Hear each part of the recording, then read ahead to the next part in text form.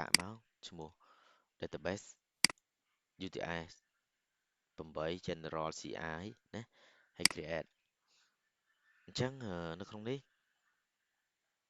យើងប្រើលើនេះក៏បានយើងប្រើលើ browser ក៏បានណាក្នុង browser របស់យើងក៏មានដែរប៉ុន្តែវាពិបាកប្រើជាងនៅលើ actual ទីឆ្លាមដោយសារយើងអត់មាន mouse ស្ដាំមានអីបានទេមែនទេប៉ុន្តែដូចគ្នាណាដូចគ្នាយើងអាច update ឬក៏យើងបង្កើតអីបានដូចគ្នា user តែមួយទេព្រោះអឺទីឆ្លាមវាប្រើគឺជំនួសឲ្យ PHP admin លើ browser នេះទេណានេះគឺបច្ចេកយើងបង្កើតមិញនៅក្នុង web 25នេះ MM25 នេះណាអញ្ចឹងដូចគ្នាទេយើងអាចប្រើលើនេះបានឧទាហរណ៍យើងបង្កើត table យើងអាច create table ដោយ mouse ស្ដាំបានតែបើក្នុងនេះអត់ទេក្នុងនេះយើងអត់អាច mouse ស្ដាំបានទេណាព្រោះ browser អញ្ចឹងកន្លែងនេះយើង create table ឧទាហរណ៍ខ្ញុំដាក់ថា table user tbl ជាធម្មតាយើងប្រកាសជាមានហើយណា user tbl ហើយយើងមាន id int integer len 10យើងអាចដាក់ primary auto increase ណា collection នេះយើងដឹង auto ហើយមិនអីអានេះយើងមាន username ណា username យើងយក varchar យើងមាន100ទៅណាអានេះយើងដាក់ full name អីចឹងទៅ full name យើងយក varchar ដែរទៅខុសគ្នាណា username និង full name ហើយយើងមាន email varchar ដែរទៅ100ទៅឧទាហរណ៍យើងមានអីទៀតឧទាហរណ៍ password pwd យើងយក varchar ដែរ100ណាអានេះយើងឧទាហរណ៍យើងមានទាំងរូបភាពទៀតឧទាហរណ៍ណាខ្ញុំតឹកចោលសិនទៅ pix varchar កាត់ចោលសិនណាហើយប៉ុណ្ណឹងយើង save វាមកហើយ table មួយអញ្ចឹងសួរថាយើងធ្វើម៉េចអាចយកឬក៏យើងនិយាយបានថាជា connection ណា connection ជាធម្មតាយើងរៀនប្រកាសជាមាន connection ណា connection ឧទាហរណ៍យើងសេ PHP សេ VB សេ Java ឬក៏ភាសាផ្សេងយើងស្ទើរមាន connection ទាំងអស់ដូចគ្នាណាមាន connection ដូចគ្នាអញ្ចឹង framework យើងខ្ញុំ show ម្សិលមិញភាសាដែរតែទៅជាមួយនឹង config ដដែលនៅក្នុងអីគេ app sorry នៅក្នុង database ណាក្នុង database យើងមាន default public default យើងមាន localhost កែទេទុកហ្នឹង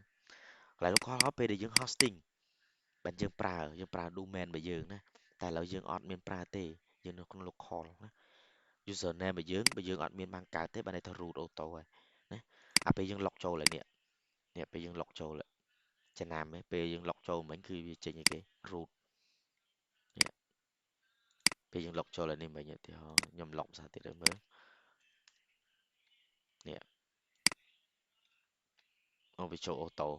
ណាអញ្ចឹង user យើងអាចមើលបានអត់យើងអាចដឹងថាយើង user អីបានអត់មានអ្នកដឹងអត់ណា extra ទីឆ្លាមក៏មានដែរណានេះពេល log ចូលគេ root password ទៅទេ port ណា default port បាទ default port នេះវា auto ជាមួយរបស់យើងឯងណាអញ្ចឹងនេះវាក៏វាបង្ហាញយើងដែរថាuser root at localhost ឃើញទេដូចគ្នាអញ្ចឹង root password ទៅទេ database របស់យើងឈ្មោះអីដាក់មក web .mf 2025 underscore db នេះ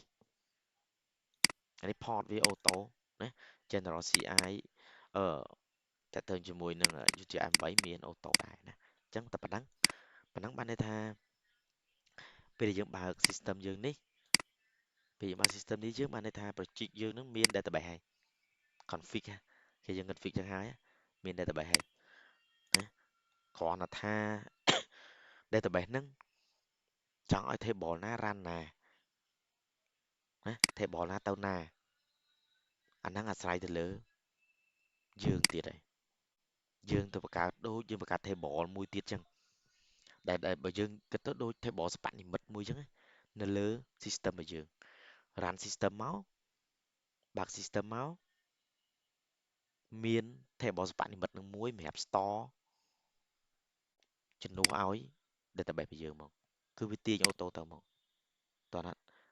ឲ្យតែ service វាដើរឲ្យតែ service វាដើរទាំង3យ៉ាងណាឲ្យតែ service ទាំង3វានឹងដើរគឺអូខេមក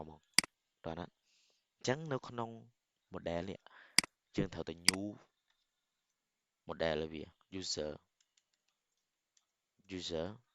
underscoreអានេះជា style របស់ខ្ញុំណាជា style របស់ខ្ញុំ user underscore បានន័យថា user model យើង save model ពេញក៏បានណាហើយខ្ញុំអត់ទៅ save ឯកន្លែងហ្នឹងខ្ញុំក៏មិនមែនថាខាត់មកយើង save តែខ្ញុំខ្លាចខុសនេះ copy ក៏បានណា copy ក៏បានយើងយកពីណាទៅយកទាំងអស់នេះមកហើយចាំលុបវិញក៏បានដែរណាយកមក pass យើងដូរឡើយនេះដាក់ថា user underscoreជាឈ្មោះ file របស់យើងគឺជា class ជាឈ្មោះ file របស់យើងតែហ្មងជា class ហើយសម្រាប់ខ្ញុំត្រូវការតែប្រហែលនេះទេអត់នេះយើងអត់ទាន់រៀនដល់ទេខ្ញុំលុបចោលទាំងអស់សិននេះ user underscoreនេះគឺជា class ឈ្មោះ class ហ្នឹងគឺជាឈ្មោះ file ជាឈ្មោះ file model ហ្មងណាអត់អាចលុបបានទេ namespace នេះក៏អត់អាចសេខុស app នេះក៏អត់សេខុសបាន model នេះក៏ថាអត់សេខុសដែរណា use code Nighter model នេះគឺត្រូវតែសរសេរដូចគ្នាទាំងអស់រហូតដល់នេះខុសតែឈ្មោះទេណាខុសតែឈ្មោះទេ protect table បានន័យថា select ណា select ពី table ណាអញ្ចឹង table របស់យើងឈ្មោះអី table របស់យើងគឺឈ្មោះ user underscore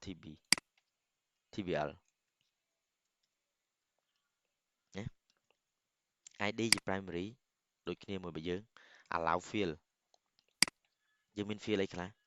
ដែលចង់ allow ឲ្យមកមាន ID username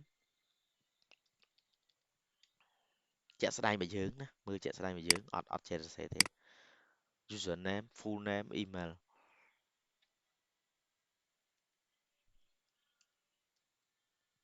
full name ហើយ full name email pwd pics ណាអញ្ចឹងពេលដែលយើងបានបែបនេះបានន័យថាស្មើនឹងយើង select នេះ allow field នេះស្មើនឹងយើង select យកឬក៏យើងអនុញ្ញាតឲ្យ field នៅក្នុង database យើងដែលមានឈ្មោះ table user tbl នេះបើយើងអត់ដាក់ field វាទេវាក៏អត់ទៅសេចេញដែរឧទាហរណ៍ថា table ហ្នឹងដែរប៉ុន្តែខ្ញុំយកមកតែ2 field ឧទាហរណ៍ say allow field ប៉ុណ្ណេះ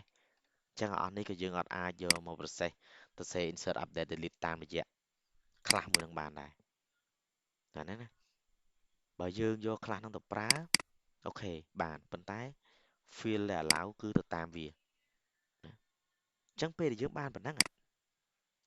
ស្មើនឹងយើងមាន table user ស្មើនឹងយើងមាន table user នៅលើ project របស់យើងរហូតតតែយើងធ្វើការថាតើយើងចង់ឲ្យ project យើងហ្នឹងទៅធ្វើការជាមួយនឹង controller ឬក៏យើងចង់ show វា